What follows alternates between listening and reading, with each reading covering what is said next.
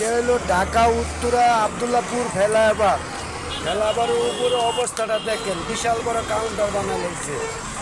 Counter বড় বড় গাড়িগুলান, district গাড়িগুলান কোন, লোকাল গাড়ি কোন, এই দিক দিয়ে আইতো। এটার কারণ আছে, গাড়িওয়ালাগো দোষ নাই, ট্রাফিক প্রশাসনেরও দোষ নাই। দোষটা হইলো আমাদের দেশের সরকার জন্য পতন হয়েছে। এখানে একটা ল্যাম্প চালু হওয়ার কথা ছিল, এই চালু হইতে পারে নাই, এই মেয়াদটা মনে চলে গেছে। তো যারা করতে এরা মনে বাড়ছে কিনা জানি না, তবে এই যে ডাইন সাইডে একটা ল্যাম্পটা আছে, আমি ল্যাম্পটা দেখাইতেছি, সম্পূর্ণ ভিডিওটা দেখাইতেছি।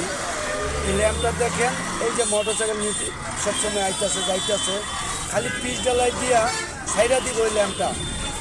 পিচ ডালাই দিয়ে দিয়ে সাইডা দেয়, বিএমএসের সামনেতে নিচ দিয়ে গাড়িগুলো না আইসা উপরটা যাইতে নিচে কাউন্টার থাকতো।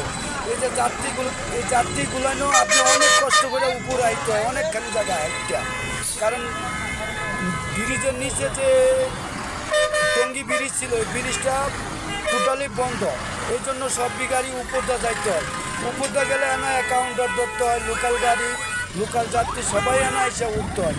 আপনারা যদি ভিডিওটা শেয়ার দিয়া প্রশাসনের নজরে নেন, ভাইরাল করতে পারেন, অবশ্যই এই যে ল্যাম্পটা চালু হবে। এই যে ল্যাম্পটা দেখছেন, খালি পিচ ডালাই দিয়ে সাইডা দিব, প্রত্যেকটি গাড়ি হাউস বিল্ডিংয়ের নিচ দিয়ে আইসা কাউন্টার দিয়ে উপরটা যাইতে গা।